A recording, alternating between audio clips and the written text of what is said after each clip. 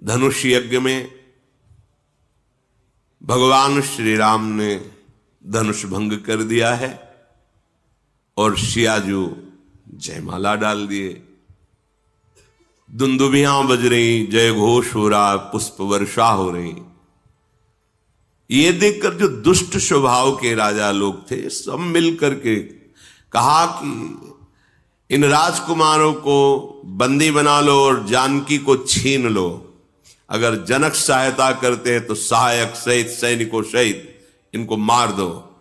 उद्दंडता, बल विक्रम तो पहले ही खो दिया है, तुम अजगों को हिला भी नहीं पाए, उठाना और तोड़ना तो बात रहा। पर मूर्खता ऐसी होती है कि वो विचार नहीं करने देती। विवेक ऐसा होता है, विचार करता है। जो विवेकवान राजा थे उन्होंने कहा तुम लोगों ने विचार नहीं किया कि तुम कितने बड़े बलवान हो, अब मूर्खता पूर्ण बर्ताव कर रहे हो। अरे अपने नेत्रों का लाभ लो, श्री राम जी के इस रूप का दर्शन करके जीवन को सफल करो। पर वो कहां मानने वाले थे।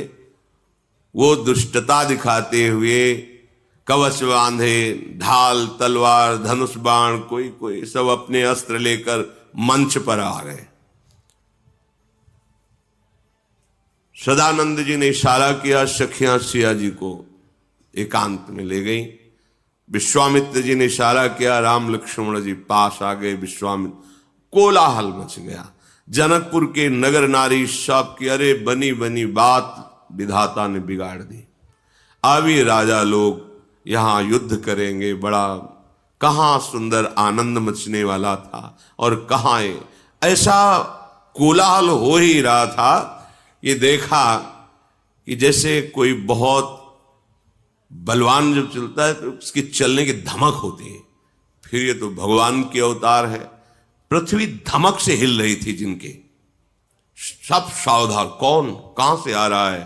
तो सामने देखा गौर शरीर भूति भल भ्राजा, भाल विशाल त्रिपुंड विराजा, शीस जटा शशि बदन सुहावा, ऋषि बस कछुक अरुण होइयावा। गौरांग बदन है और उस पर भस्म लगी हुई, विशाल भाल पर त्रिपुंड है और विकराल स्वरूप, टेढ़ी भौहें, लाल नेत्र। और एक सब परशुराम जो बड़े बड़े पले पले ढाल तलब कूद पड़े मंच से, भागे प्राण बचा के। भगवान परशुराम जी का आगमन हुआ।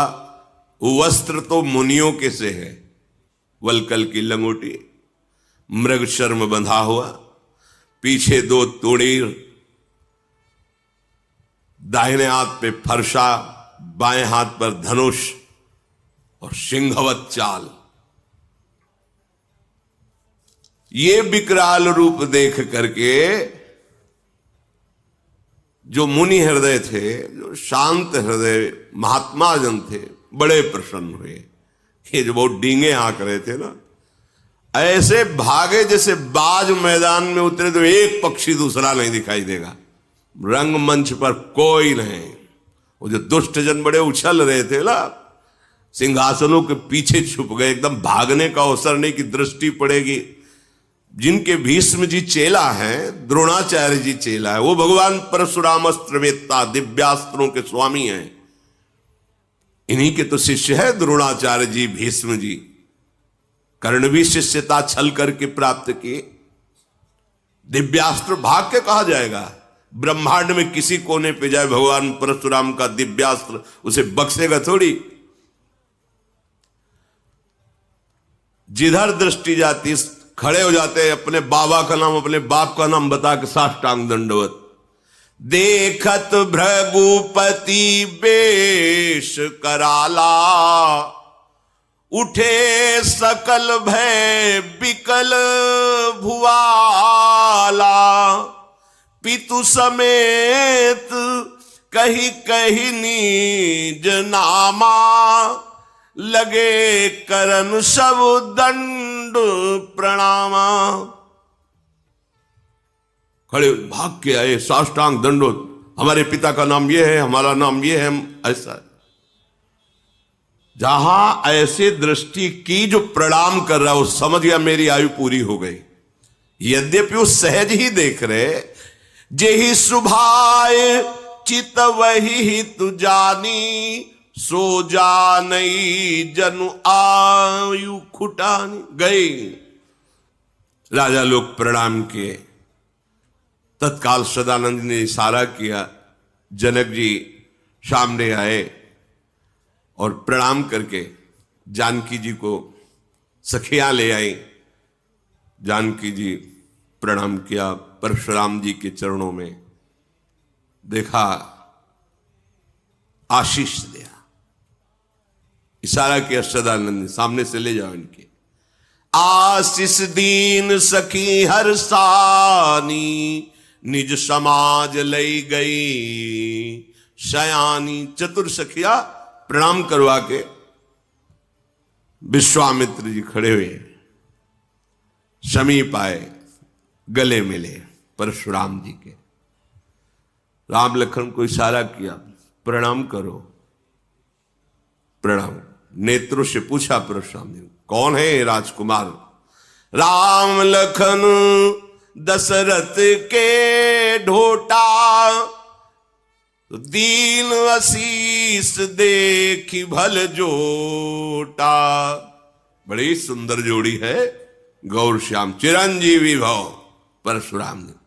महाराज ये चक्रवर्ती सम्राट महाराज दशरथ के पुत्र राम लक्ष्मण हैं, हमारी यज्ञ रक्षा के लिए आए, चिरंजीवी भव, चिरजीवी का आशीर्वाद दिया। राम जी की तरफ देखते हैं, हृदय कुछ हो प्रेम विवस्था में डूबता चला जा रहा है। राम ही चितई रहे थकी लोचन, रूप अपार मार मदमोचन। करोड़ों कामदेवों के अभिमान को चूर करने वाला प्रभु श्री राम का रूप है। देखकर परशुराम जी का हृदय प्रेम विवश होना। फिर सावधान, दृष्टि रोषवश करते हुए कहा, बहुर बिलो की विदेह सन, कहु कहा अति भीर, पूछत जानी अजान जिमी, व्याप्यऊ को पुशरीर। हृदय को संभाला और क्रोध धारण करते हुए कहा, ए जनक, एक ऐसी राजाओं की सभा है, यहां क्या हो रहा है? जनक जी हाथ जोड़ के सामने, महाराज हमारी पुत्री जानकी जी हमारे महल में विराजमान भगवान शंकर का अजगो खेल खेल में एक दिन से बाएं हाथ से उठा लिया। तब मुझे लगा कि मेरी पुत्री का वही वर होगा जो इस अजगो का खंडन करेगा। तो हमने धनुष यज्ञ की रचना की और ये सब उसी स्वयंवर में आए हुए। दृष्टि घुमाई, देखा अजगो जो हमारे आराध्य देव का है वो खंडित ऐसे जमीन में पड़ा हुआ है। अत्यंत क्रोध में भर गए और कहा, तू बड़ा ज्ञानी बनता है लेकिन मैं तुझे मूर्ख कहता हूं। देवाधिदेव महादेव के इस अजगो का इस तरह अपमान, ये कोई स्वयंवर की वस्तु है? हमारे आराध्य देव के धनुष को तोड़कर ऐसे फेंक दिया गया। तू शीघ्र बता किसने धनुष तोड़ा है, नहीं तो पूरे राज्य का तेरे विनाश कर दूंगा। भगवान परशुराम, जहां तक तेरा अधिकार है सबको नष्ट कर दूंगा। अब तो सब डर गए, मंत्री राजा आए हुई सभा की बनी बात सब बिगड़ गई। कोई उत्तर दे तो कैसे दे? कोई भी ऐसा सभा में नहीं है जो भयभीत ना हो गया। विश्वामित्र जी भी चिंता में पड़ गए, क्योंकि जानते ही रिश्तेदार तो पहले से ही है और वैसे भी ऋषि है। सीता जी की माता जी को बड़ा दुख हुआ। उन्होंने कहा, विधाता ये क्या रचना रची है। अभी तो आनंदित हुए थे, महाराज आ गए और ये कह रहे जहां तक जनक का अधिकार हो वहां तक की पूरी भूमि में विनाश कर दो। कर देगा, कोई इनके लिए बड़ी बात थोड़ी है।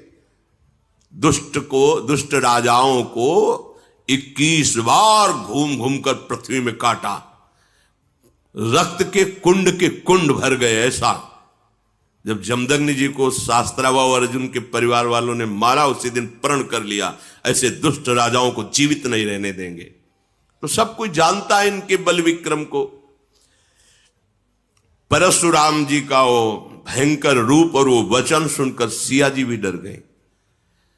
एक एक पलक झपकने का समय कल्पों के समान लगने लगा। जनक जी भयभीत, पूरी नगर की प्रजा भयभीत, जनक जी की पत्नी भयभीत, सिया जी भयभीत। भगवान श्री राम ने देखा तो सबको निर्भय करने वाले प्रभु उठे, सहज में उठे। ना कोई हर्ष है, ना कोई शोक है, ना कोई भय है। हाथ जोड़ा, कहा, प्रभु आप जानना चाहते हो कि धनुष किसने भंग किया? तो नाथ शंभुधनु भंजनिहारा, होई ही क्यों एक दास तुम्हारा। आयसु काह कही किन मोही, सुनिरिसाई बोले मुनि को ही। भगवान श्री राम खड़े हुए, जब देखा कोई बोल ही नहीं रहा, सब भयभीत हो रहे। हाथ जोड़ा और कहा, हे नाथ, भगवान शिव के धनुष का भंजन करने वाला कोई और नहीं, आपका कोई दास ही होगा। आज्ञा कीजिए, मैं आपकी सेवा में उपस्थित हूं। ये सुनकर परशुराम जी बहुत क्रोधित हो गए। उनका सेवक होगा मेरा और मेरे आराध्य देव का धनुष भंग करेगा? अरे सेवक वो होता है जो स्वामी को प्रसन्न करे, सेवा के द्वारा सेवकाई करे। ये तो दुश्मन का काम किया है, वो मेरा सेवक हो सकता है? जिसने भगवान शंकर के धनुष को तोड़ा है, शास्त्रा हुआ, वो अर्जुन के समान मेरा वो दुश्मन है। सामने उपस्थित हो, नहीं पूरी सभा को काट डालेंगे।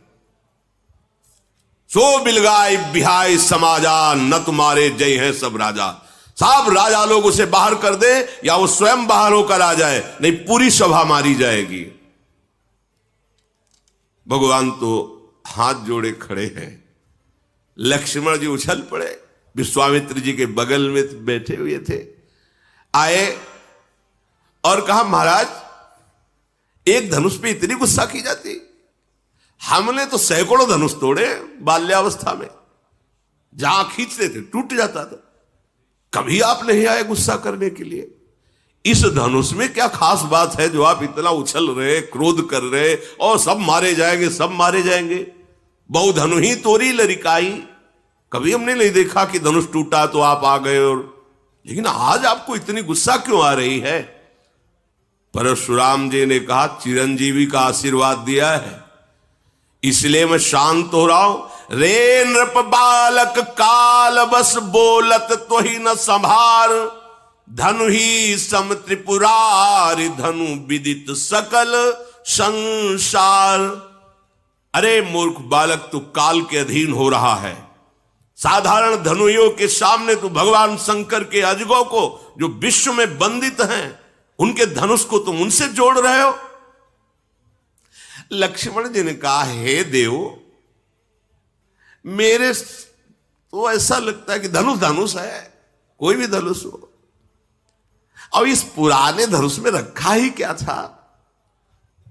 उठाया जरा में टूट गया, इससे किसी का लाभ और हानि तो हुआ नहीं। मेरे प्रभु ने तो इसे समझा कि बहुत वजनदार है, बहुत कठोर है, तो उठाते ही टूट गया, इसमें कोई दोष नहीं है। और आप बिना किसी दोष के ऐसे उछल उछल करके क्रोध कर रहे हैं, हमको तो अच्छा नहीं लगता आपका ये स्वरूप। परशुराम जी ने इसे फरसा लिया, बोले चितई परसु की ओरा, रेसठ सुन्यू स्वभाव न मोरा, बालक बोली बधौ नहीं तो ही, केवल मुनि जड़ जा नहीं मोही, बाल ब्रह्मचारी अति कोही, विश्व विदित क्षत्रिय कुल द्रोही, भुजबल भूमि भूप बिनु कीन्ही, विपुल बार मही देवन दीनी, सहस्र बाहु भुज छेद निहारा, परसु बिलोक महीप कुमारा। परसा से दिगाए दुष्टता की बात करता है, मेरे स्वभाव को नहीं जानता। अभी तक तू जीवित है केवल बालक समझकर चिरंजीवी आशीर्वाद दिया, इसलिए पूछ ले विश्वामित्र से, मेरी महिमा पूछ ले अपने गुरु से। मुझे निरा मुनि मत समझ, मैं बाल ब्रह्मचारी अत्यंत क्रोध करने वाला हूं और दुष्ट राजाओं का विनाश करने वाला है मेरा फरसा है। अपनी भुजाओं के बल से 21 बार पृथ्वी के दुष्ट राजाओं को काट काट करके उनके राज्य का दान ब्रह्म ऋषियों को किया है। शास्त्राबाओं की भुजाओं का छेदन करने वाले मेरे फरसे को देख। ऐ राजा के बालक, तो अपने माता पिता को शोक से युक्त करना चाहता है क्या? जब मैं दहाड़ता हूं और फरसा लेकर दौड़ता हूं तो स्त्रियों के गर्भ गिर जाते हैं, प्रहार करने की बात नहीं रहती। लक्ष्मण जी हंस पड़े, वाह वीर वाह मुनि, स्त्रियों के गर्भ गिर जाते, वाह कैसे महात्मा आप हैं, धन्य है। पूरी सभा हाय है कर रही कि छोटे राजकुमार क्या कर रहे हैं, मानो घी में आहुति डाल रहे हो, वैसे ही हाथ जोड़ के इन्हें शांत करना चाहिए। लक्ष्मण जी ने हंस करके कहा कि अब समझ में आया कि आप कितने जोर के योद्धा हो, पर हम आपको बता दें कि फूंक से पहाड़ नहीं उड़ाया जा सकता। भूल में मत रहना, बालक समझकर कहीं भूल में मत रहना, फूंक से पहाड़ नहीं उड़ाया जा सकता। ये बार बार जो है जो फरसा दिखा रहे हो, तो यहां कुम्हड़ बतिया को नाही, जे तर्जनी देख मर जाही। यहां कोई कुम्हड़ा की बत्तियां नहीं कि अंगुली दिखा दोगे सूख जाएगी, कि तुम्हारा फरसा बार बार दिखा रहे ना कि फरसा दिखा दियो हम डर जाएंगे। फूंक से पहाड़ उड़ाने की कोशिश मत करो, हमें निरा बालक मत समझो। आपको प्रणाम किया है तो सिर्फ मुनि वेश देख करके, ये जो आप फरसा धनुष बाण, ये मुनि वेश के विपरीत है। मैं अभिमान से नहीं कहता हूं, आप सच्ची समझ लो, मुझे केवल बालक मत समझना। अगर हम आपसे अभी नम्रता से पेश हो रहे हैं तो उसका कारण है, भृगुसुत समुझी जनेऊ बिलोकी, जो कछु कहो सहस्र ऋषिरों की। आप जो बोल रहे हो ना, और मैं सह रहा हूं, इसका कारण एक ही है। एक तो यज्ञोपवीत धारण की ब्रह्म ऋषि हो, और दूसरी बात जानता हूं भृगुवंश को पावन करने वाले महात्मा हो। इसी के कारण आपके ऐसे कठोर वचन और ऐसे अभिमान भरे वचन सुनकर मैं शांत हूं, क्योंकि हमारे कुल में देवता, ब्रह्म ऋषि और भगवान के भक्त, इन पर कभी हाथ नहीं उठाया जाता, चाहे जितना बड़ा अपराध कर दे। हमारे कुल में वीरता इन पर नहीं दिखाई जाती। आप ब्रह्म ऋषि है, महात्मा है, भगवान के भक्त पर, महात्मा पर, ब्रह्म ऋषियों पर हमारे कुल में कभी हाथ नहीं उठाया जाता, क्योंकि इनको मारने से बहुत बड़ी ब्रह्म हत्या लगती है, और अगर इनसे हार जाए तो बड़ी भारी अपकीर्ति होती है। फिर भी हम आपके पैरे ही पड़ रहे हैं कि आप शांत हो जाइए। आपको ज्यादा ये अस्त्र शस्त्र दिखाने की जरूरत नहीं, क्योंकि आपके वचन ही करोड़ों वज्र के समान हैं, तो और अस्त्र प्रहार करने की जरूरत क्या है? आपने बेकार में फरसा धारण कर, फरसे से ज्यादा तो आपके वचन है कठोर, अर्थात मुनि के वचन बहुत मृदु, शांत और समदर्शिता से युक्त होने चाहिए, वो आपके हैं नहीं। अगर आपको हम कुछ अनुचित बोल रहे हो तो आप उसका लक्ष्य समझ लेना, आपके पास धनुष बाण और फरसा देख करके। अगर आप केवल मुनि बन करके आते तो अर्घ पाद्य देकर आपके चरणों में ही बैठे रहते। पता नहीं क्या हो रहा है कि लक्ष्मण जी बोल रहे हैं और परशुराम जी का हाथ काम नहीं कर रहा, नहीं उनके सामने कोई बोल सके। अब विवश हो गए। विश्वामित्र जी का समझाओ ना अपने चेला को, बहुत उद्दंडता कर रहा है। कौशिक सुनो मंद यह बालक, कुटिल काल बस निज कुल घालक, भानुवंश राकेश कलंको, निपट निरंकुश अबुद असंको। विश्वामित्र जी समझाओ ना इसे, बड़ा कुबुद्धि है, कुटिल है, एक काल के बस हो रहा। अगर हमारा फरसा चला तो इसके ऊपर ही नहीं पूरे इसके वंश का विनाश कर देंगे। ये तभी निकलता है जब कमजोर हो जाता है सामने वाला। हमारी बात बताओ ना कि हम कौन हैं। अभी एक क्षण में काल का ग्रास हो जाएगा। मैं पुकार करके कहता हूं, इसके बाद कोई मुझे दोष मत देना। लक्ष्मण जी ने कहा, महाराज दूसरे को बताने की जरूरत ही नहीं। आपका यश, जब से आप आए तो अपने मुख से इतनी बार यश कह चुके हैं कि दूसरे को परिचय बताने की जरूरत नहीं। आप बार बार फरसा उठा बता चुके हैं। अगर अभी कुछ और रह गया हो तो और बता दीजिए। सब कह रहे कि ये जो गौरवर्ण का कुमार है तो बहुत ही विचित्र है। हमें लगता है भगवान आपको संतोष नहीं है। आप क्रोध मत रोकिए। आप वीरता का वेश धारण किए हैं, आप और बोलिए, जो कुछ करना चाहे आप कर लीजिए। आप क्रोध को रोकिए मत। पर आपको जरूर ये कहता हूं कि साधु के वेश में शोभा नहीं देता। हमने तो देखा है कि जो वीर योद्धा होते हैं वाणी से नहीं बोलते, उनका काम बाणों से होता है। वो आप जब से आए हो वाणी से ही बोलते जा रहे हो। सारी सवाल कार्य किसी तरह इस कुमार को चुप करो, कहीं ऐसा ना हो कि कुछ अमंगल हो जाए।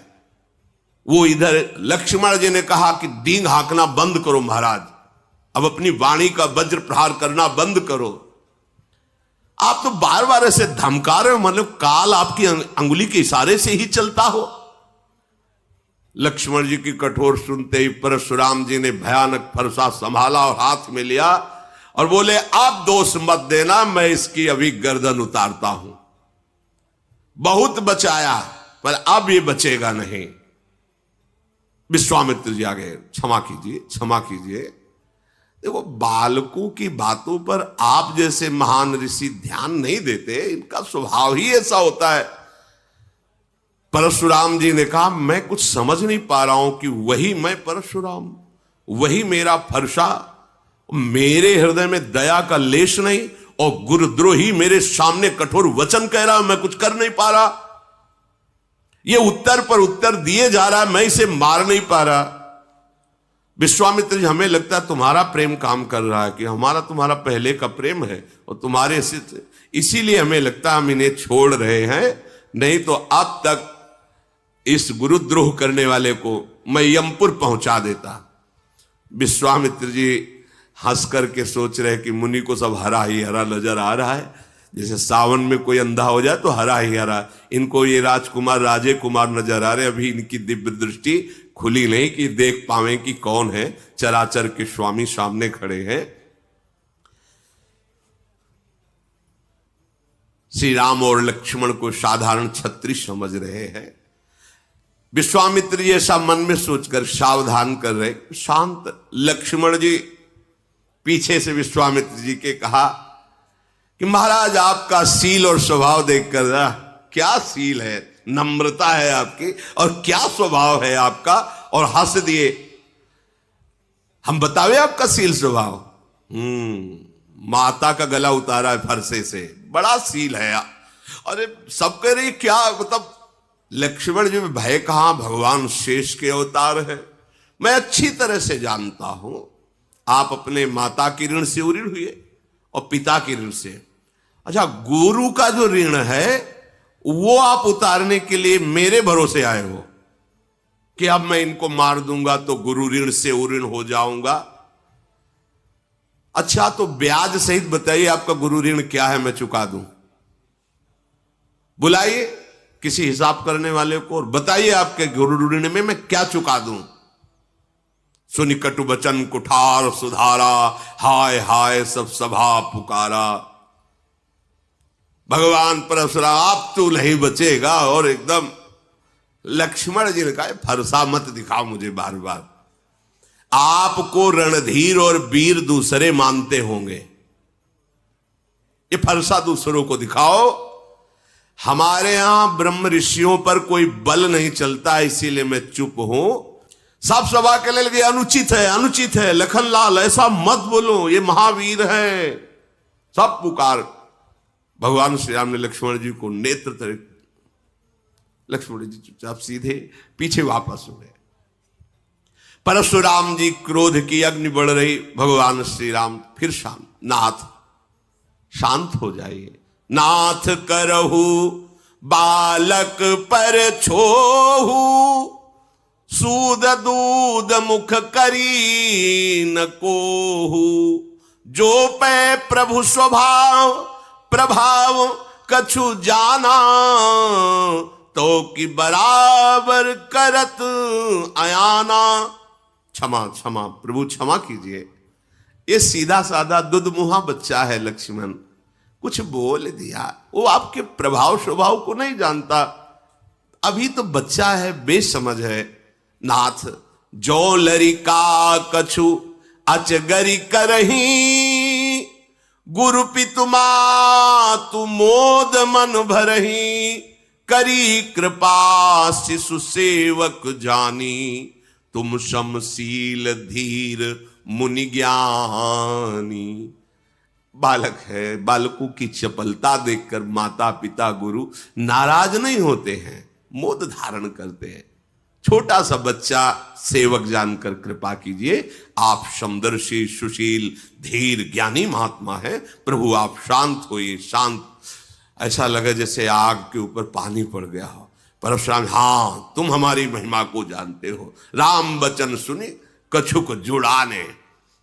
पीछे से लक्ष्मण जी ने मुस्कुरा करके फिर परशुराम जी को इशारे से, परशुराम ने कहा देखो तुम प्रार्थना करो, वो हंस करके फिर हमें क्रोध दिला रहा है, ये बड़ा। और राम जी के पीछे से इशारा करे, बहुत जोर के मुनि हो तुम, और हंस। लक्ष्मण जी की हंस, और राम जी हाथ जोड़कर गंभीरता, आप महामुनि धीर व्यक्ति। और लक्ष्मण जी हंस के, हमें पता है कितने बड़े तुम वीर हो। उन्होंने कहा कि राम तोर भ्राता बड़ पापी, ये बड़ा पापी है, मुझे वहां से फिर जला रहा है, तुम इसे दुधमुआ बच्चा कहते हो। अरे गौर शरीर श्याम मन माही, कालकूट मुख पय मुख, ये दुधमुआ नहीं जहरीला है, भगवान शेष के अवतार है, दुधमुआ थोड़ी है। जहरीले ऐसे जहरीले कि उन्हीं के तेजाग्नि से संपूर्ण प्रलयाग्नि प्रकट होती है और साफ सृष्टि का लय हो जाता है। ये गोरे बदन वाला जो छोटा कुमार है, तुम इसे दुधमुआ कह रहे हो, दुधमुआ नहीं, ये विषमुआ है, बड़ा टेढ़ा है, तुम जैसे शील स्वभाव वाले हो ऐसा नहीं है वो। तुम्हारे पीछे देखो, हमको फिर चिढ़ा रहा है, देखो चिढ़ रहे भगवान परशुराम, इतने महामुनि। और लक्ष्मण जी जहां इशारे, तो वो फिर देखो बोला, गुस्सा हो रहे। लक्ष्मण जी ने खुलकर हंस के कहा कि मुनि, आपको आज तक ये ज्ञान नहीं हुआ कि क्रोध करना पाप है? इस क्रोध के वशीभूत होकर के बड़े अनुचित हो जाते हैं कार्य, पूज्य जनों की हिंसा हो जाती है। आपको इतना ज्ञान नहीं कि आपको क्रोध नहीं करना चाहिए? वैसे तो आप मुनिराज हैं, मैं सदैव आपके दासत्व को ही स्वीकार करता हूं, ऋषियों की दासता स्वीकार करता हूं। अब तो क्रोध त्याग दीजिए, धनुष टूट गया, अब जुड़ेगा तो है नहीं। खड़े खड़े बार बार उलर रहे हो आप, तो पैर दुखने लगे होंगे, आसन पे बैठ जाओ, आपके पैर थोड़ा विश्राम कर ले, बैठ जाइए। अगर धनुष के बिना आपको चैन न पड़े तो हमारे अयोध्या में ऐसे कारीगर हैं, हम अभी बुलाते हैं, एक क्षण में धनुष को जोड़ देंगे, कारीगरों से जुड़वा के आपको धनुष देंगे। लक्ष्मण जी जब ऐसी बातें, जनक जी थर थर कांप रहे हैं और हाथ जोड़ के कह रहे हैं, बस चुप रहिए, चुप रहिए, आप ऐसी बातें क्यों कह रहे हैं? जनकपुर के सब स्त्री पुरुष कांप रहे, मन ही मन कह रहे हैं कि बना बनाया काम परशुराम जी वैसे ही क्रोधित थे, ये छोटा कुमार और आग में घी की आहुति डालता जा रहा है। लक्ष्मण जी की निर्भय वाणी सुनकर भगवान परशुराम जी का क्रोध और बढ़ रहा है, पर हृदय में कोई क्रिया नहीं हो रही। वाणी से तो बोलने पर हृदय एकदम शांत है, ना तो मारने की इच्छा हो रही है, एकदम हृदय शीतल, क्योंकि सामने साक्षात भगवान श्री राम विराजमान है। ये मन का मैला, शरीर का सुंदर, ऐसा लग रहा है जैसे विष में से भरा सोने का कलश हो। इसको भाई बस शांत कर दो। परशुराम जी सबसे इसको शांत कर दो। लक्ष्मण जी ने हंस करके कहा कि और किसी को कहने की जरूरत ही क्या है महाराज, आपका शांत वेश देखकर वैसे ही हम शांत हैं। मतलब आपका तो खुद अशांत स्वरूप हो रहा है इस समय। प्रभु श्री राम ने ऐसे देखा, अब शांत रहिए। लक्ष्मण जी सकुचा गए और विश्वामित्र जी बुलाए, लक्ष्मण जी को पास बैठाला। भगवान श्री राम हाथ जोड़े और विनय के साथ कोमल वाणी में कहा, प्रभु आप सुजान हो, बड़ा सुंदर स्वभाव आपका है। आप उस बालक की तरफ से मैं क्षमा मांगता हूं। देखो बालकों का स्वभाव जैसे बर्रैया होती ना, वो बैठेगी उसका स्वभाव है, और अगर वो जरा सा डंक मारेगी तो वो फूल जाता है, जलन होती। ये बच्चों का स्वभाव, खेल खेल में कुछ अमंगल कर सकते हैं। जो साधुजन होते हैं, बड़े बूढ़े जन होते हैं, बच्चों पर दोष नहीं देखते हैं। आप कृपा करो, नाथ जानना चाहते हो कि धनुष भंग करने वाला अपराधी कौन है? तो अपराधी मैं आपके सामने हूं। ये धनुष भंग अपराध मेरे से हुआ है। यदि आप अपराधी जानना चाहते हो तो मैं हूं। स्वामी अब चाहे आप कृपा करो या क्रोध करो, वध करो या बंधन में डाल दो, जैसा आप समझे। मैं आपका दास हूं, आप जैसा चाहें वैसा आप हमारे साथ बर्ताव करें। मुनिराज, जिस तरह से आपका क्रोध दूर हो वो उपाय कर लो। मुनि ने कहा कि क्रोध कैसे जाए? अब भी वो विश्वामित्र जी के पास बैठा हुआ टेढ़ा ही हमारी तरफ देगा, और इनकी भी दृष्टि वही लगी लक्ष्मण जी के ऊपर। वो होता है ना, एक बात और है, जो चिढ़ने लगे ना तो उसको लोग और चिढ़ाते हैं। जैसे तुम्हें कोई कहे चिढ़ा, और आप चिढ़ो ना तो फिर वो धीरे धीरे शांत हो जाएगा। और परशुराम जी चिढ़ रहे, ऐसा स्वभाव कभी नहीं देखा गया इनका। पर आज भगवान का प्रभाव और स्वभाव ऐसा है कि वो सब है तो भगवान के अंश ही ना, वो अहंकार नहीं रहने देते। किसी सुनहु राम कर सहज स्वभाव, जन अभिमान न राखे काऊ। परशुराम जी की विनय राम जी कर रहे, पर राम जी पर नहीं देख रहे, लक्ष्मण जी की तरफ देख रहे। जो विश्वामित्र जी वहां से वो मुस्कुरा के ऐसे बोले, फिर भी देखो वहां से हमारी हंसी उड़ा रहा है और वो टेढ़ा ही देख रहा है। अब तो इसकी गर्दन पर कुठार न चलाया तो मेरा क्रोध करना व्यर्थ चला जाएगा।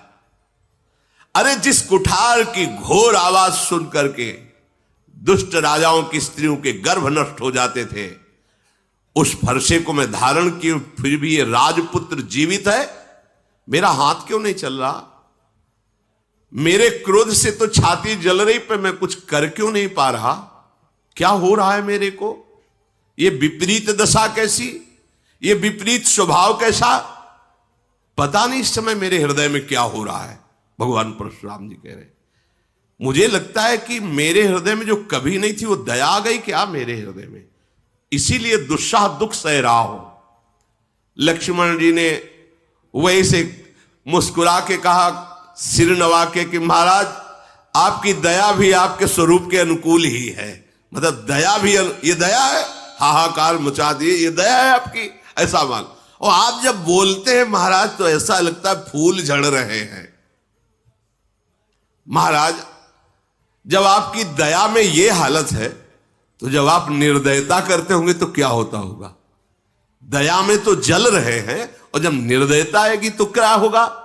अगर क्रोध आ गया तो हमें लगता है आप ही का शरीर भस्म हो जाएगा।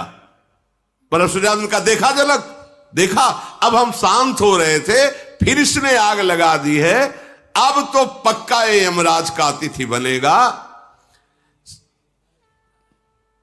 नहीं तो एक बात है, इसको मेरी आंखों के सामने से हटा दो। पता नहीं क्या हो रहा, परशुराम जी बार बार कहते पक्का, और फिर बोले एक उपाय है जनक जी, इसको सामने से हटा दो, मेरे सामने से हटा दो। ये राजपुत्र को देखते ही मुझे गुस्सा। लक्ष्मण ने हंसकर कहा, महाराज उनको हटाने की जरूरत नहीं, ऋषियों का एक स्वभाव होता है, जिसे नहीं देखना चाहते आंख बंद कर लेते हैं। आप आंख बंद कर लीजिए तो मान लीजिए कोई है ही नहीं। लक्ष्मण जी ने कहा मूंदे आंख कतहु को नहीं, हटाने की जरूरत नहीं, आप अपनी आंख मूंद लीजिए। परशुराम तब राम प्रति बोले उरयति क्रोध, शंभुसरासन तोरि सठ करसि हमार प्रबोध। क्रोध धारण करते हुए भगवान राम से कहा, तू भी उसी का भाई है ना?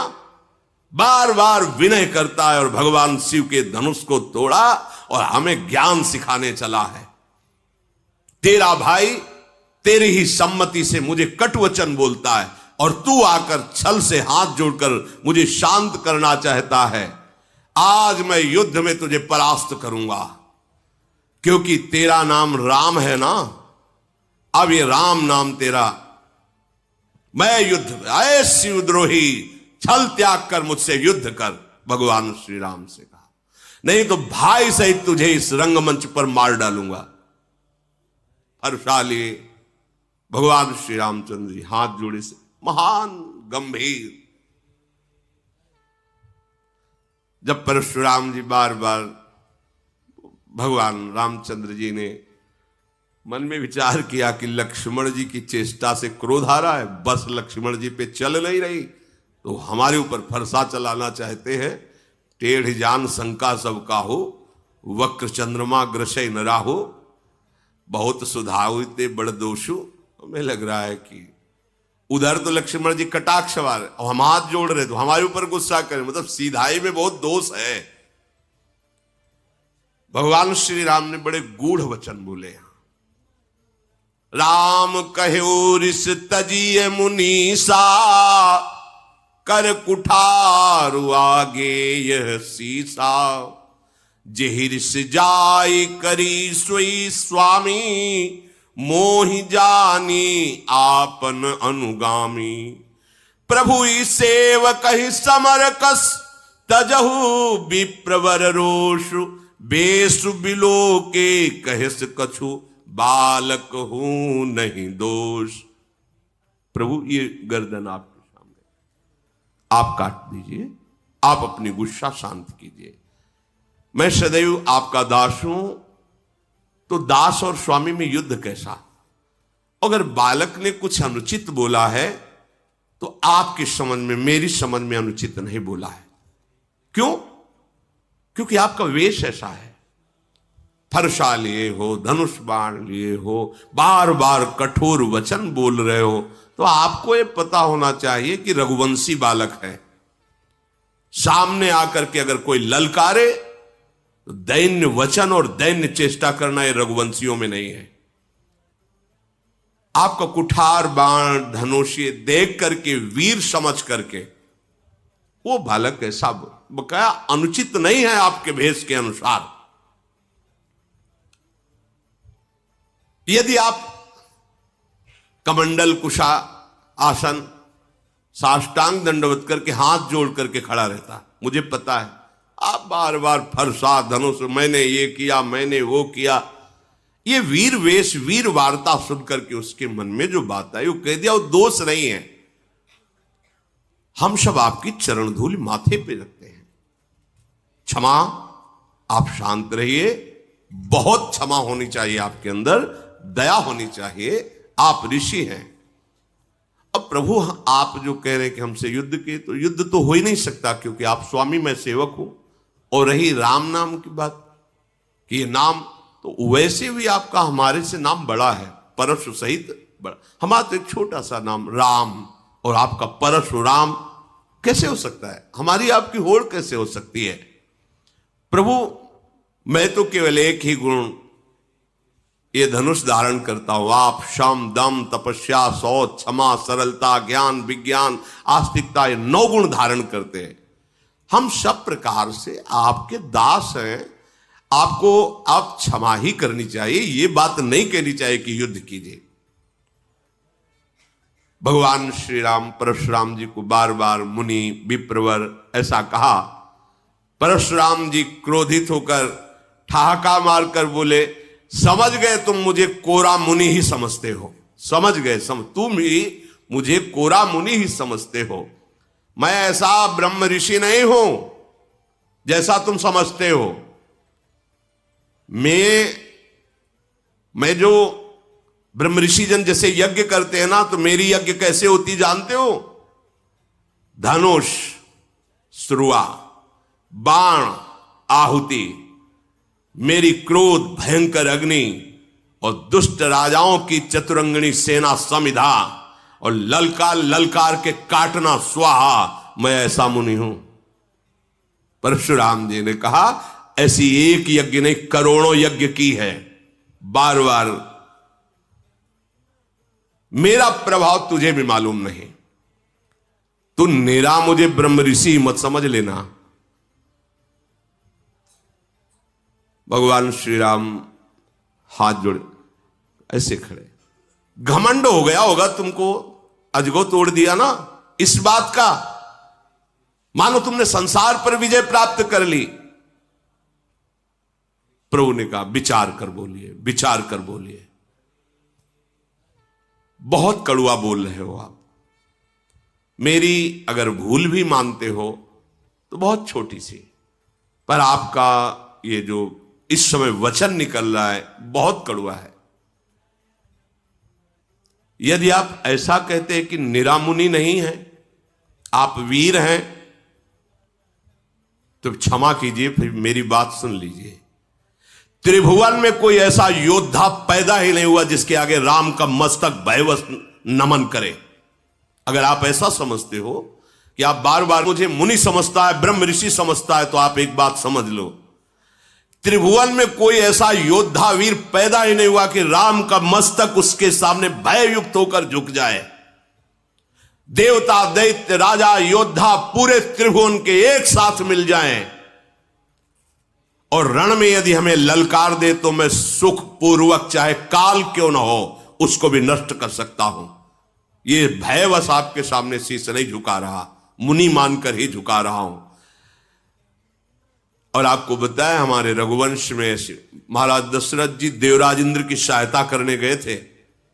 हमारे रघुवंश की कुल की ऐसी प्रशंसा है कि रण में यदि ललकार दे तो सामने चाहे कोई काल भी क्यों ना हो, कदम पीछे नहीं हटेगा।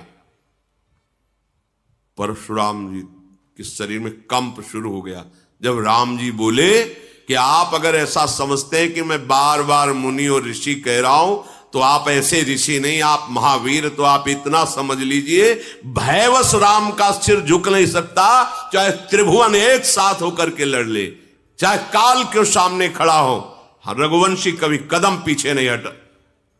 फिर हाथ जोड़ा राम जी ने, कहा ऐसा होने पर भी आपके चरणों में प्रणाम है, मैं आपका दास हूं, और जो आपसे भयभीत हो गया वो जगत से निर्भय हो जाता है। जो आपसे भयभीत हो गया वो जगत में निर्भय हो जाता है। विप्रवंश के अस प्रभुताई, अभय होए जो तुम्हें डराई। नाथ, जो आपसे डर गया वो त्रिभुवन में निर्भय हो जाता। परशुराम जी की बुद्धि काम नहीं कर रही कि एक बार इतना शब्द मेरे सामने कह देना कि भयवश में सर नहीं झुका रहा, अगर काल भी हो तो राम का सर भयवश नहीं झुकेगा। मतलब वीरता ऐसी और बुद्धिमत्ता ऐसी कि आपको जो डर जाए तो त्रिभुवन में निर्भय हो जाए। बार बार वो सोच रहे हैं भगवान के गूढ़ वचन को कि ये सामर्थ्य तो एकमात्र मेरे आराध्य देव में है, हरि में, दूसरे में तो है नहीं। भगवान परशुराम जी ने कहा कि मुझे कुछ संशय हो रहा है, प्रभु निवारण कर लीजिए।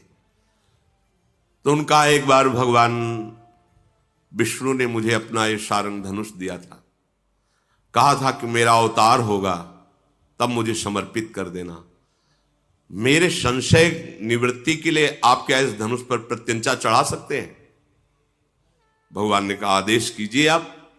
तो उनका मेरे संशय के नाश के लिए आप इस पर प्रत्यंचा चढ़ा दीजिए, क्योंकि दूसरा त्रिभुवन में कोई नहीं जो भगवान श्री हरि के सारंग धनुष पर प्रत्यंचा चढ़ा सके। वो केवल वही चढ़ा सकते हैं, दूसरा नहीं। तो जे ही देने को हुए तो अपने आप धनुष प्रभु के हाथ में जाके विराजमान, क्योंकि उन्हीं का नित्य पार्षद है। भगवान ने एक क्षण में खींचा, प्रत्यंचा चढ़ाई, अमोघ बाण संधान किया। देत चाप आप ही चल गयऊ, परशुराम मन विस्मय भयऊ। जाना राम प्रभाव तब, पुलक प्रफुल्लित गात। जोरी पानी बोले बचन, हृदय न प्रेम अमात। आहा, मैं जान गया, क्षमा कीजिए प्रभु। पुलकित हो रहे भगवान परशुराम जी, हाथ जोड़कर हृदय में प्रेम नहीं समा रहा। ओहो रघुकुल रूपी कमल वन के सूर्य, मैं समझ गया आप कौन है। आप भगवान श्री हरि है। प्रभु आपकी जय हो। तभी मैं देख रहा था कि आप में बल विक्रम होते हुए भी बार बार नमन, ये केवल आप में ही हो सकता। ऐसा बल विक्रम और ऐसी नम्रता आप देवता, ब्रह्म ऋषि, भक्तजन, गौजन, इनकी रक्षा के लिए अवतार लिए हैं। जय हो, जय हो, जय हो, आपकी जय हो प्रभु। मैं जान गया। हे विनयशील कृपा और गुणों के समुद्र, आपकी वचन रचना जो थी उससे मुझे संशय हुआ कि ऐसा तो सिर्फ भगवान ही बोल सकते हैं। काल के सामने कौन टिक सकता है? केवल हरि। हे सेवकों को सुख देने वाले, सब अंगों में सुंदर और शरीर में करोड़ों कामदेवों की छवि धारण करने वाले राम, आपकी जय हो, जय हो। क्षमा करना, अनजाने में मैं अनुचित बोल गया हूं परशुराम जी। मैं एक मुख से आपकी क्या प्रशंसा करूं। अब मैं जान गया कि मेरे आराध्य देव भगवान शंकर के मानस सरोवर पर विराजमान हंस आप ही हो। मैं अनजाने में अनुचित बोला। लक्ष्मण जी की भी तरफ देखा और कहा, आप दोनों भाई क्षमा करें, मैं जान नहीं पाया, इसलिए दोनों गुण मंदिर आप मुझे क्षमा करें। हे रघुकुल के पताका स्वरूप राम, आपकी जय हो, जय हो, जय हो। कही जय जय जय रघुकुल के तू, जय हो, जय हो, जय। और भगवान सारंग धनुष पर बाण संधान किए खड़े। बोलिए, मेरा बाण अमोघ है, एक बार चढ़ गया तो लक्ष्य भेद करके ही उतरता है। अब क्या करूं? तुम्हारी तपस्या नष्ट कर दूं या तुम्हारी गति अवरुद्ध कर दूं? दो में एक होगा। आज के बाद तुम साधारण मनुष्य की तरह पैदल चलोगे तो तुम्हारी गति अवरुद्ध कर दूं या सारी तपस्या पुण्य लोक जो प्राप्त किए उनका नाश कर दूं? परशुराम जी ने कहा, पुण्य लोकों का नाश कर दो, मेरी गति अवरुद्ध मत करो, क्योंकि पृथ्वी को जीत कर कश्यप जी को दे दिया है तो हम सिर्फ गंधमादन पर्वत पर जा, और वहां अंतर ध्यान गति से ही जा सकते हैं। इसलिए प्रभु मेरी गति को आप मत नष्ट करो, मेरे पुण्य लोकों को, तपस्या को नष्ट करो। तत्काल भगवान ने बाण के द्वारा उनके तप का नाश कर दिया। भृगुपति गए बनहि तप हेतु, पुनः तपस्या संचय करने के लिए गंधमादन पर्वत पर भगवान परशुराम जी गए। अब तो जो कायर क्रूर कर्मी राजा लोग, राक्षस लोग छुप छुप के राजा बन के आए थे ना, कि अरे धनुष भंग तो किया ही, परशुराम जैसे महावीर चरणों में माथा रख के जय जय करके चले गए, टिकना ठीक नहीं है, सब भाग गए। जितने क्रूर कर्मी राक्षस राजा बन के गए थे, अब तो देवताओं की दुंदुबियां बजने लगी, फूल बरसने लगे। सब जनकपुर के जितने स्त्री पुरुष और भक्त राजा है सब आनंदित हो गए। जनक जी का जो सुख हृदय में उत्पन्न हो रहा है उसका कैसे वर्णन किया जाए। मानो किसी दरिद्री को बहुत बड़ा खजाना मिल गया हो। सीता जी निर्भय हो गई। ऐसा सुख हो रहा है जैसे चंद्रमा का उदय हो गया हो और चकोरी रूप पान के लिए लालायित हो। जनक जी ने विश्वामित्र जी के चरणों में माथा रखा और कहा, प्रभु आपकी कृपा से सब मंगल ही हुआ, नहीं तो परशुराम जी को देखकर लग रहा था अब बड़ा अमंगल हो जाएगा। रघुनाथ जी ने धनुष तोड़ा, हमें कृतार्थ किया, अब आगे क्या होना चाहिए आप कृपा करके कहिए। मुनि ने कहा कि वैसे विवाह तो धनुष के अधीन था, जो धनुष भंग करेगा सिया जी का विवाह वो तो हो गया, पर कुल परंपरागत के अनुसार अब होना चाहिए। इसलिए तुम अपने कुल का व्यवहार करो जैसा ब्याह का होता है, और तत्काल अयोध्या को दूत भेजो और अयोध्याधिपति महाराज दशरथ को सूचना दो कि आप बारात लेकर के आओ जनकपुर, और यहां फिर कुल के अनुसार ब्याह हो। ऐसे ये महारस, देखो भगवान हमारे सब रूपों में है, अपने जनों को सुख देने के लिए जैसी भावना से जो युक्त होता है, हमारे प्रभु इतने करुणामय हैं, वही रूप रख करके अपने भक्तों को आनंदित करते हैं। वह हमारे ही श्री हरि हैं, इन्हीं के विविध रूप हैं। इनके चरित्र सुनने से क्या होगा जानते हो? अपने प्रभु में आसक्ति होगी। हम आपको हृदय की बात बताते हैं, जैसे एकांत में मनन होता है ना, तो वहां सारंग धनुष वाले नहीं होते हैं, बात इनकी चलती है और चेष्टा उनकी होती है। कोई भी चरित्र सुनना भक्त के या प्रभु के, उसका परिणाम होगा आपने जिस इष्ट भाव को स्वीकार किया उसी में गाढ़ रति हो जाएगी। परिणाम देखना, ये नहीं कि आप ये चरित्र सुन रहे हो तो इस चरित्र का परिणाम होगा आपको श्यामा श्याम की अखंड प्रीति प्राप्त होना। ये यहां के अनुभव की बात कहते हैं। महापुरुषन ने सब रस गायो, ध्रुवदास जी ने, महापुरुषन ने सब रस गायो, पर देखनो ये है कि उनको हियो कहां ठहरानो, ताही गहनो। देखना है कि उनका हृदय कहां रंगा हुआ है, उसी हृदय रंग को पकड़ना।